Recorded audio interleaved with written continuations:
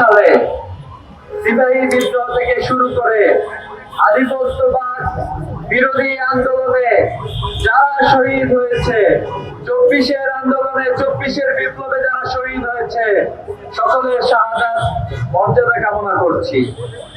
সম্মানিত উপস্থিতি, স্বাধীনতার এত বছর পরেও বাংলাদেশের মানুষ এখনো স্বাধীনতার স্বাদ গ্রহণ করতে পারে নাই।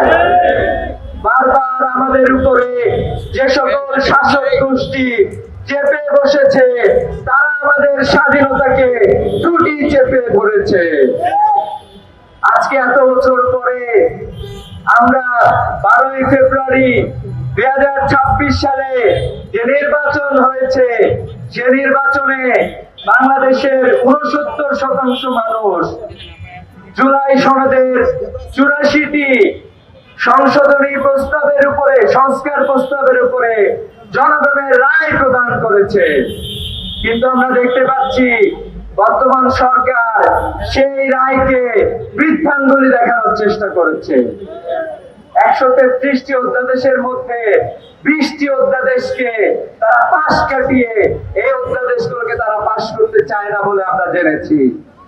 আমরা এটাও জেনেছি গণভোট অধ্যাদেশকে তারা বাতিল করে দিতে চায়।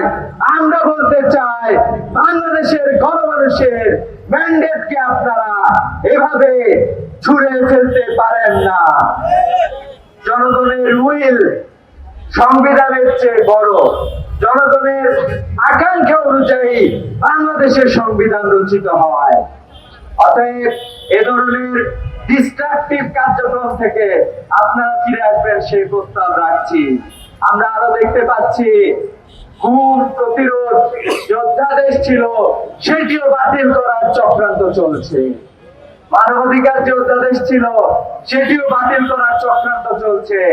আমরা বলতে চাই, আপনারা শহীদের রক্তের সাথে গাদ্দারি করছেন।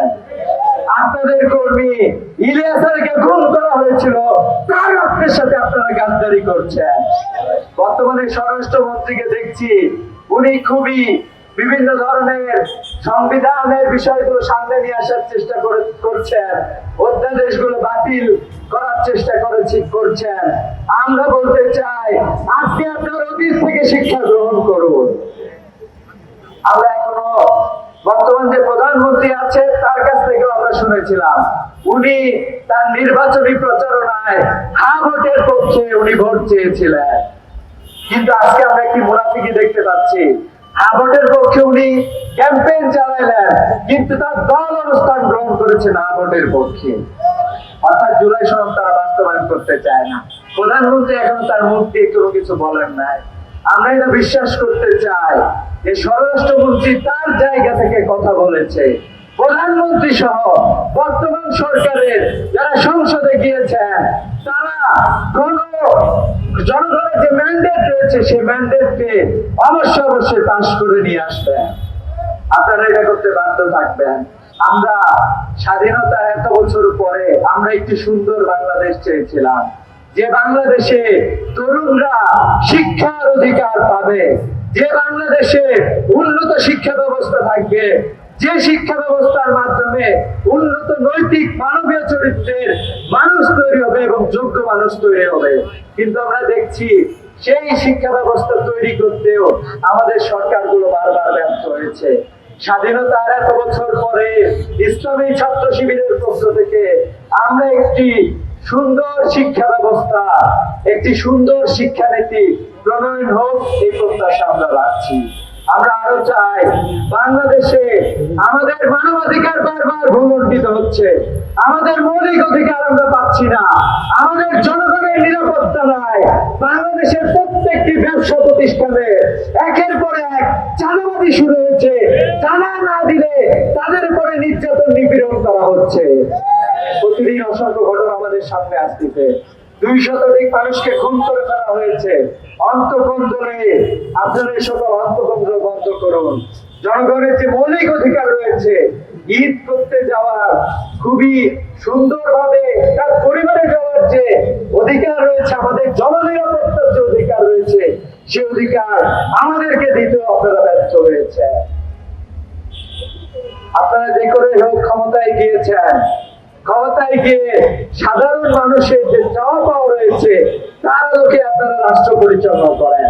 কিন্তু আমরা দেখছি জনগণকে কিভাবে ঠেকানো যায়, কিভাবে জনগণকে অধিকারকে ভুলণ্ঠিত করা যায়, আপনারা সেই চেষ্টায় আপনারা নিলিপ্ত হয়েছেন। আমরা বলতে চাই এই চেষ্টাগুলো বাদ দিয়ে বরং জনগণের যে মৌলিক অধিকার রয়েছে সেই অধিকারগুলো ফিরিয়ে দেওয়ার জন্য আপনারা কাজ করেন। স্বাধীনতার এত বছর পরে আমরা চাই বাংলাদেশের জনগণ ঐক্যবদ্ধভাবে, সরকার বিরোধী দল অন্যান্য সবাই ঐক্যবদ্ধভাবে আমাদের দেশকে সামনের দিকে এগিয়ে নিয়ে যাবে। কিন্তু আমরা দেখছি কতিপয় রাজনৈতিক ব্যক্তিত্ব আমাদের পার্শ্ববর্তী রাষ্ট্রের দাবিদারি করার জন্য উঠে পড়ে লেগেছেন। আমাদের প্রতিরক্ষা ব্যবস্থাকে আপনারা ঢেলে সাজান, শক্তিশালী করেন, উন্নত প্রযুক্তির উদ্ভাবন করেন। আমাদেরকে আমাদের প্রযুক্তি দিয়ে সামনের দিকে এগিয়ে যেতে হবে। আমরা মাথা উঁচু করে আগামীর দিন সামনের দিকে এগিয়ে নিয়ে যেতে চাই। আমাদের দেশকে আপনারা সবাই মিলে ঐক্যবদ্ধভাবে জাতিকে সেই লক্ষ্যে এগিয়ে যাওয়ার জন্য আহ্বান জানিয়ে শেষ করছি। আসসালামু আলাইকুম ওয়া রাহমাতুল্লাহ।